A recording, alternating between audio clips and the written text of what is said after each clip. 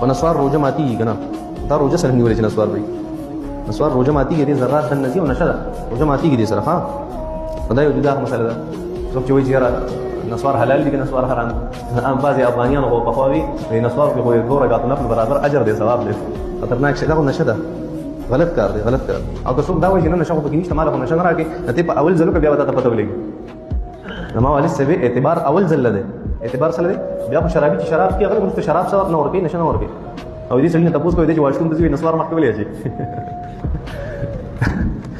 د مدینه منورې د علماو د مصر د علماو متفقه فیصله ده چې نسوار دا حرام دي ناروا دي دا نشه ده مفتی صاحب صلاح تسبیح موږ کول جایز دي که ناجایز دي جایز نه مستحب دي جایز ناجایز په خبره مستحب دي صحیح احادیث مبارکه په دې موجود دي حضرت ابن عباس رضی الله تعالی عنهما او مستدرک د ابن عمر رضی الله تعالی عنهما روایت هغه امام حاکم رحمت الله علیه نقل کړی دی صحیح احادیث دي صحیح احادیث مبارکه او صلاة التسبیح منکرین حدیث کې دینه چې انکار